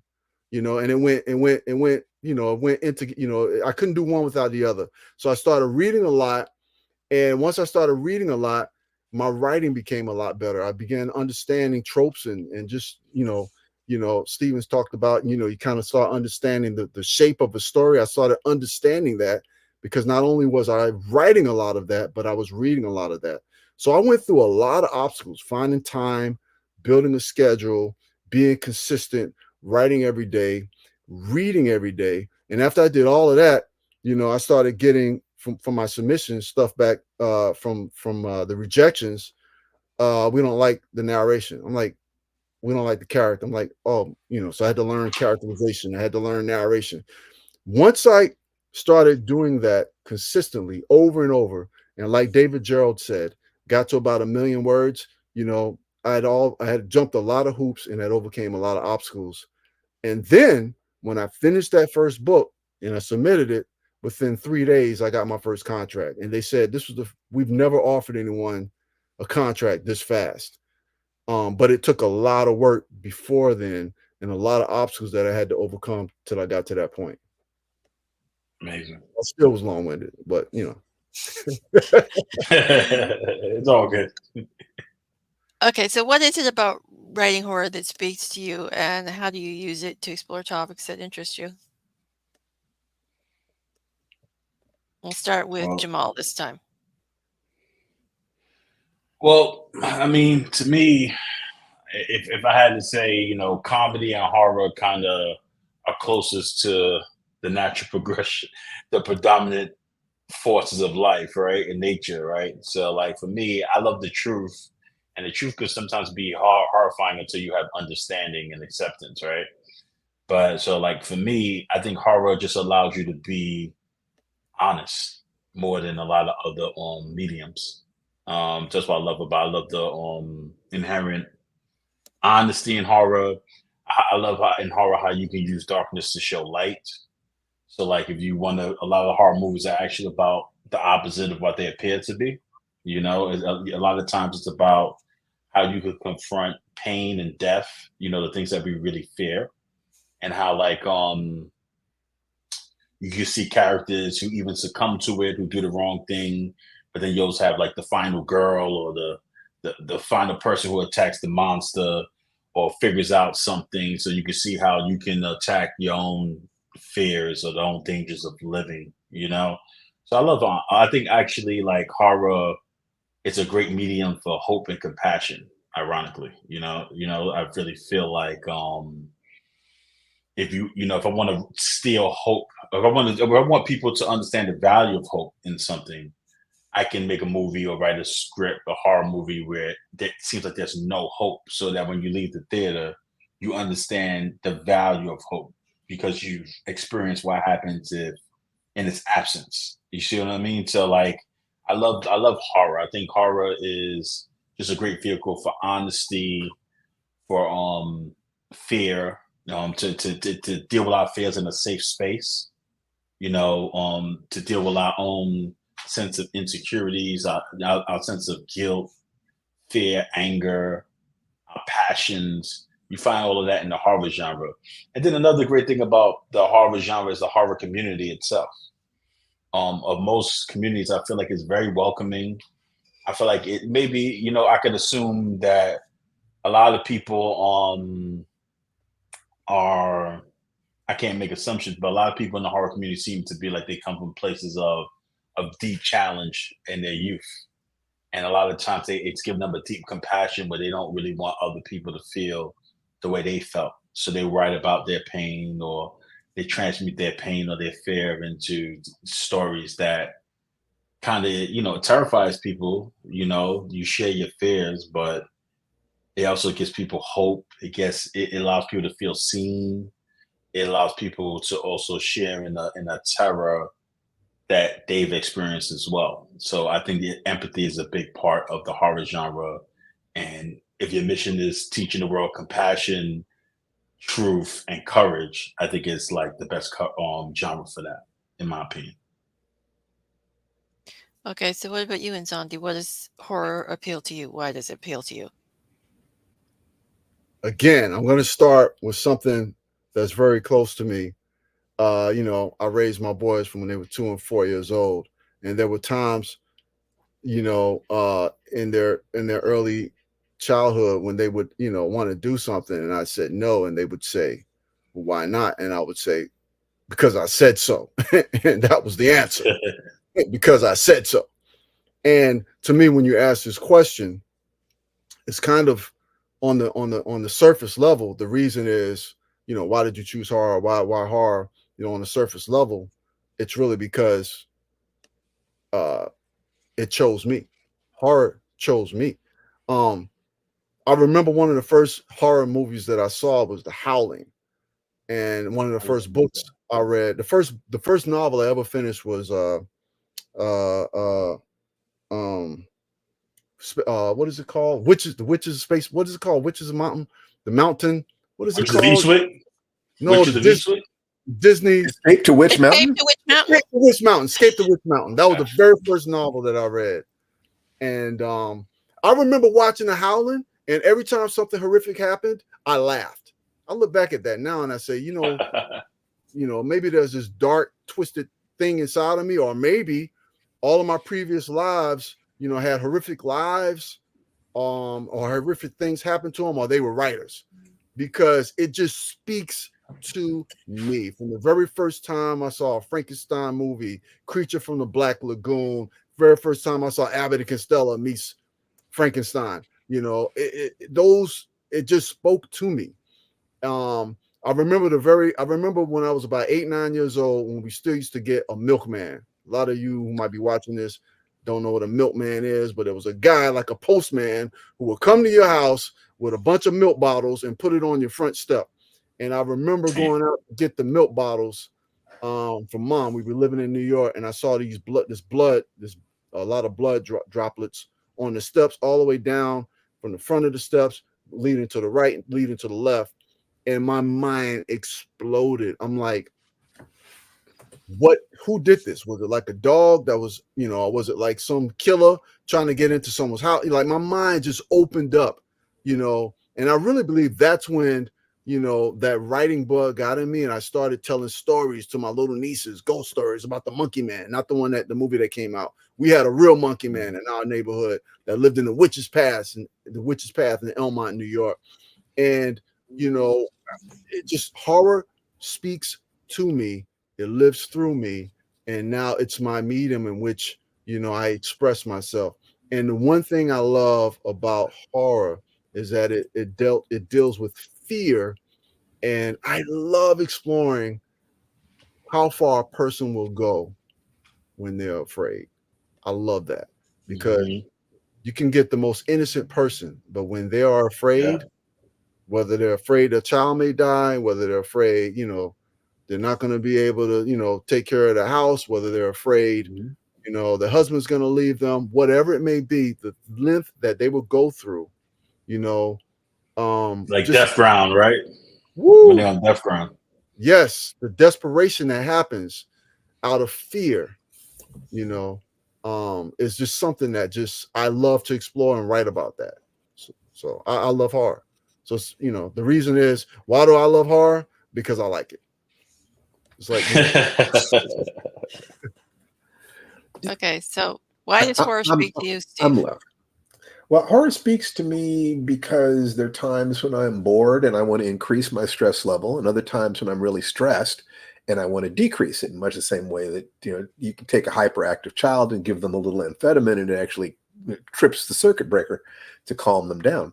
Um, Horror, I would define as a branch of literature whose dominant emotional intent is the sensation of fear or dread, right? I'm not a horror writer. I've written horror. My wife is a horror writer. She's not a science fiction writer, but she's written science fiction. There's an underlying pool that's there.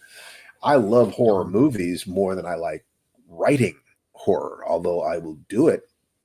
And I'm trying to learn how to do it right now because there are some lessons there for me. But there are times when I want to be scared. There are other times when I get other things out of it. I just watched The Mist yesterday, Oh, which I consider my favorite horror comedy. I laughed my ass off at the end of that movie. Why? Because they killed all the black characters. Do that, and I stop empathizing with the white characters. That's how I cope with that pattern when I see that in movies. I start looking, say, okay, I'm going to start rooting for the monster. That's an adjustment that I've made to stay healthy. That's how I deal with it. Rather than getting angry about it, I start enjoying the viscera. So when I'm writing my own yeah, I said it out loud. I was on a you just said it. You said it, man. and somebody said, well, why do you like horror movies? And I said, I enjoy watching white teenagers die. And the audience broke up laughing. And I said, the really funny thing is you think I'm kidding. And they broke up again. I sat there saying, they do not understand me at all. If I write a story, I'm going to care about and love every single character. I'm never going to put a character into the meat grinder, and I'm going to give all my characters full humanity. In which case, if I generate fear, I will almost always allow my characters to conquer the situation. So therefore, I'm creating a metaphor for how to deal with fear in life. If the story is short enough, I might let the bad guys win, and if I was writing enough books, and eventually you might write a Pet Cemetery where it's a down ending. It's a horrible ending. Most of Stephen King's work has up endings, but from time to time, you got to throw a curve or people start feeling like they can predict what you're going to do. So it's learning how to deal with things that frighten you and learning how to deal with fear itself are part of the things you have to do to deal with the world as it is. It's a form of entertainment, but sometimes, like I said, it's to become tenser if I feel like I'm getting a little loose, and sometimes it's to get looser if I feel that I'm too tense. Okay, so who are some of your favorite horror authors, or alternatively, horror movies? I love Matheson. I almost hate saying this, but and the reason why I hate saying this is because it's so common. But I do love Stephen King. I have literally about 40 of his novels, and maybe about 27 of them I haven't read yet. I still have to read. The Langoliers. Yes, yes. And Octavia Butler, just man, I wish I would have had a chance to meet her. I love her writing, her style, and her books. And those are probably, and then I actually like Lee Child. I just love how descriptive he is. I love Lee Child's books as well. Stephen King, I really love. I know they're very lengthy, but I love his characterization and the way he really takes time to develop the characters. And I think I've learned a lot from reading his books and the way he's developed the characters. And then Matheson, I didn't even know I liked him until, I found out he did quite a few of the Twilight Zones. And of course, I Am Legend. So yeah, those are, and then I could never ever have a list without saying I love Laura K. Hamilton, and her Anita Blake series. It really put down, a lot of the groundwork, as well as the Buffy series. Mm-hmm. And I haven't read any of the Buffy series that Nancy did. Nancy, what's Nancy's last name? Nancy. Sorry, Nancy. She did a lot of the Buffy series, but from the television series, I loved what they did there, and also from the television series, the early Vampire Diaries. Um, but I just did my list of top horror movies, but that's a whole nother topic. It'll be like Exorcist, The Yeah, Shining, the Shining. Martyrs. Yeah, but anyway, yeah, Birds, Psycho, yeah, Mm-hmm. on Elm Street. So Okay, what about you, Steve? Who are your favorite horror authors Well, or movies? Stephen King, I think, is a god. We were really lucky to have him decide to be a genre writer because he could have been a master of anything. He could have mastered any genre, and he decided that he would do what we do. And he's also just a stellar human being. I love that. I love him.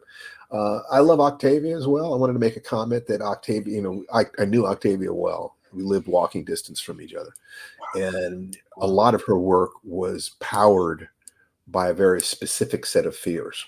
One of them was that human beings tend to be hierarchical, and the other is that human beings tend to put their tribe higher on the hierarchy than other tribes.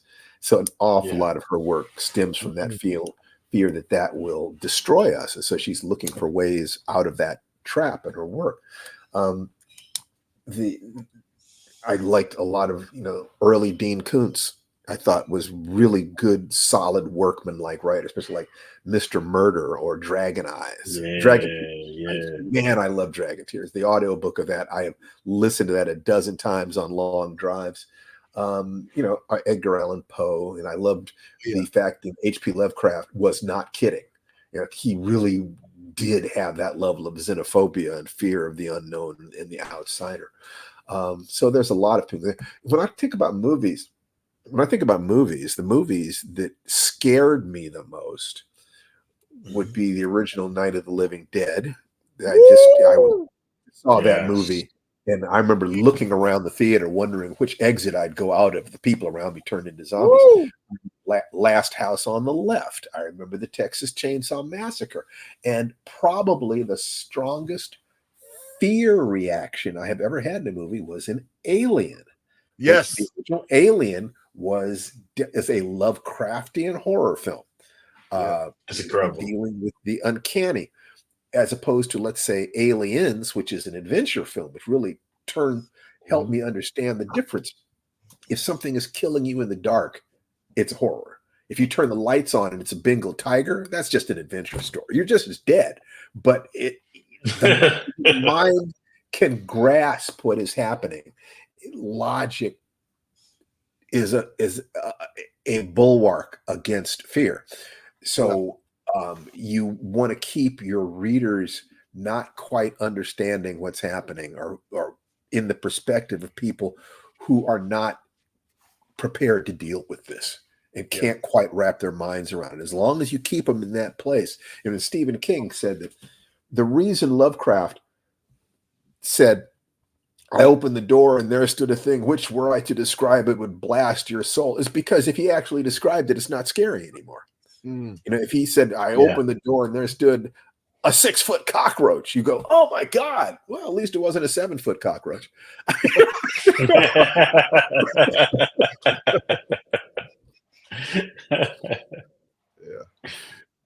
Nice. That's good. Okay, Well, so for me, okay, no, go ahead. no, I was just going to ask you who your favorite horror authors and movies are. So I mean, they said all of them pretty much. My Mount Rushmore is pretty much, Octavia Butler, of course. I think she's actually my favorite writer ever. I just wish we had more time with her. Yeah. But like Octavia Butler, I love the early Anne Rice stuff as well. Yes. Into the vampire, things, stuff like that. Of course, she's a poet, but I do love Linda Addison's work. I do love Woo! her work a lot. Me. It inspired me to do my own work. And then I love there's so many good people, but then early Dean Koontz, a lot of Dean Koontz's stuff. Of course, Stephen King's a god, like Stephen said. I love The Stand. That's like one of my favorite books of all time. Yeah. And more contemporary writers that I got to shout out Josh Malerman's Incidents Around the House is one of the best books I've ever read in horror. I think it's incredible. Of course, Tanana Reeves' Reformatory book is one of the best books ever probably written in the genre. There's so many. There's so many. There's so many great people doing great things.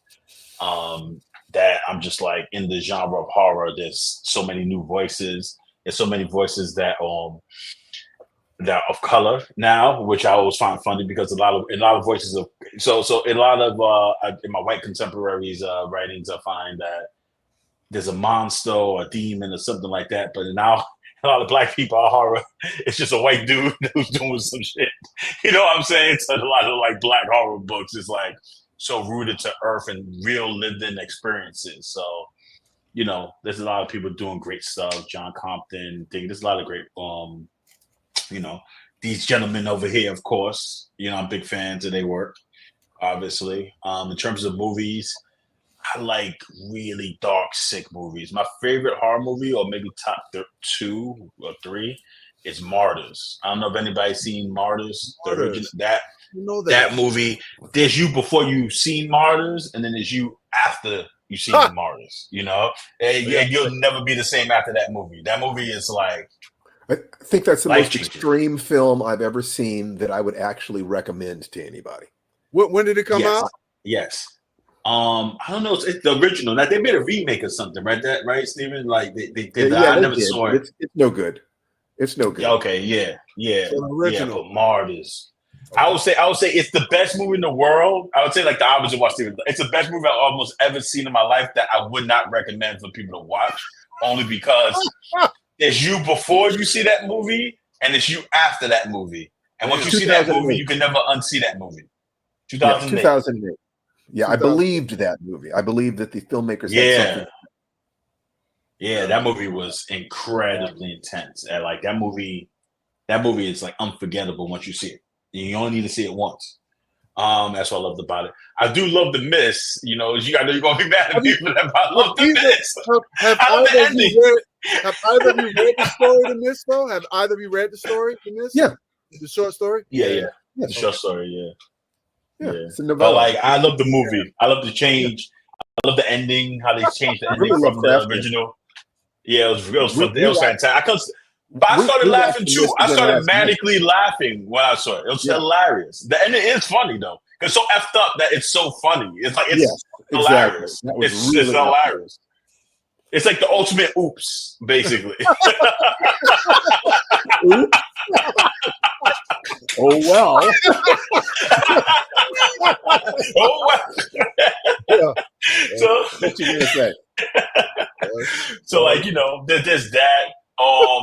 Then there's of course the original Aliens. Of course, we're gonna put that in there. There's certain like movies that are like undeniable.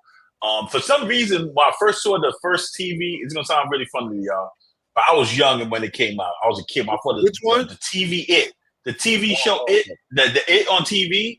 Yeah. Like the clown, like that dude was what's his name? The actor that played and we also played the devil in was it Tim Curry? In Legend. Yeah, Tim Curry. Yeah, Tim Curry. Yeah, man, that movie would disturb the hell out of me for some reason.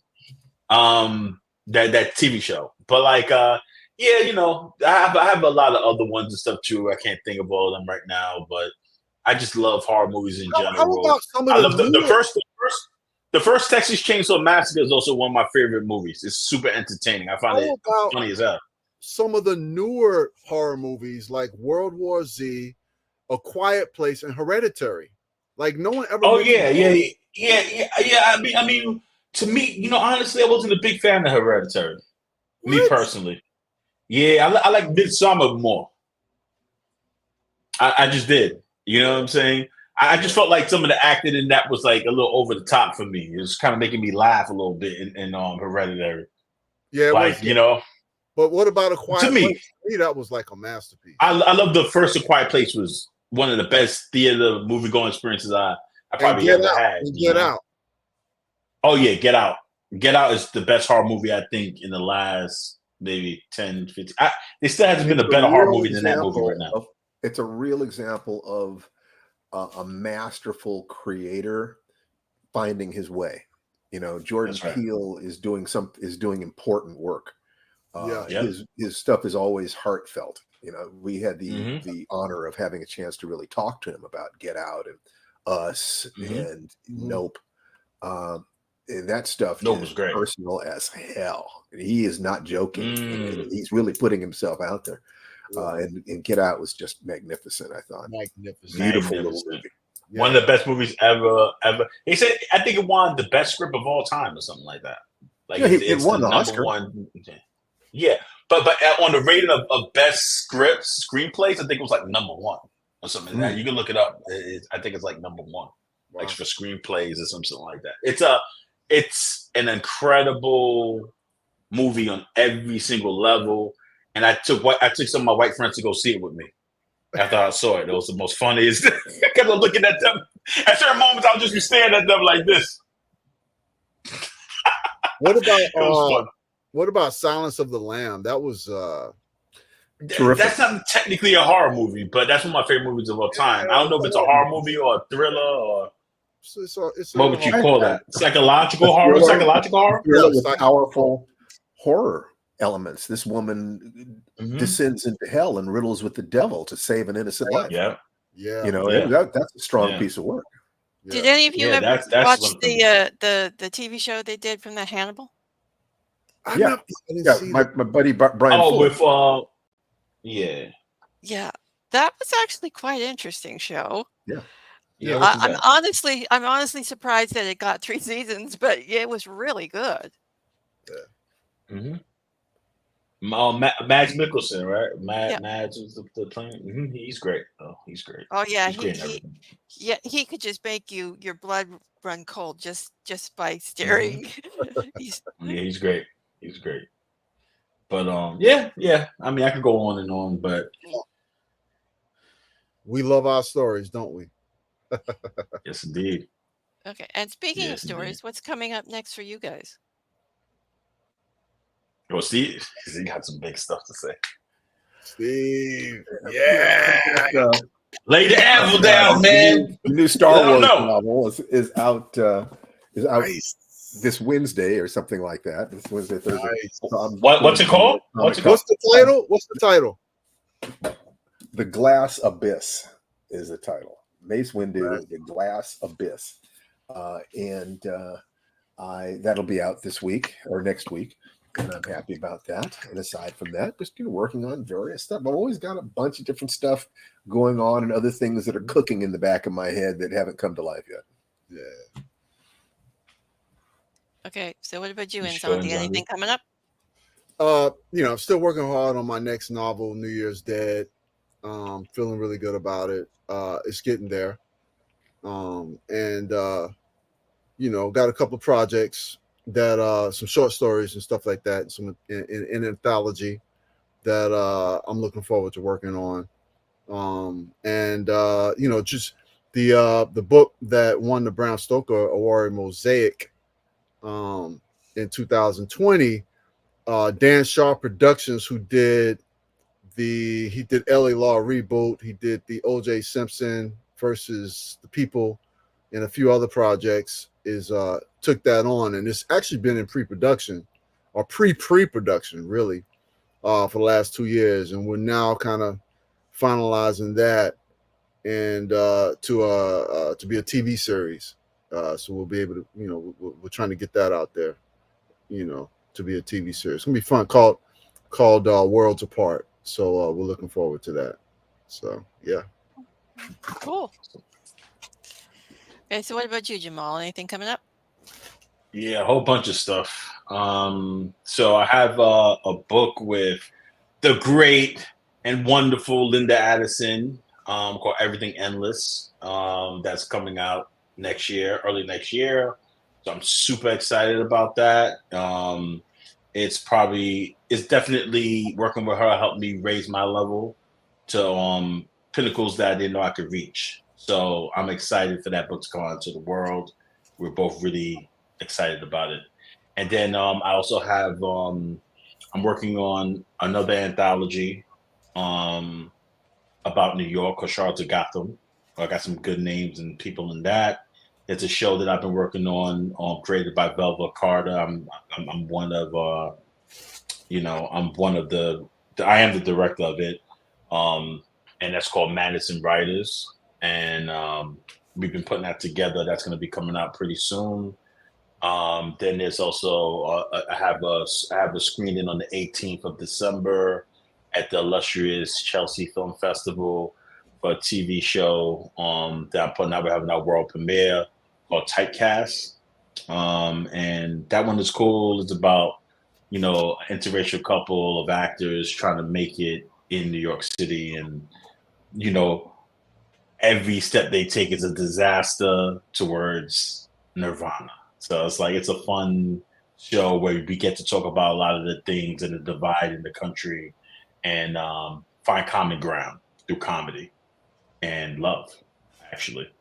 Then we have and then I have another two writing projects that I'm working on with some cool names. I have my first novel that's completed, called Child of Change. And yeah, several film projects that I'm excited about. So yeah, I have a few things. Hmm. It all sounds very interesting, Yeah, especially the yeah. Star Wars one. I'm a big Star Wars fan, just saying. Me too. Um, so anyway, I think we'll wrap the episode up there. And I'd like to thank you for being guests today. It was very great pleasure chatting with all of you. And that's it for this episode. So bye for now.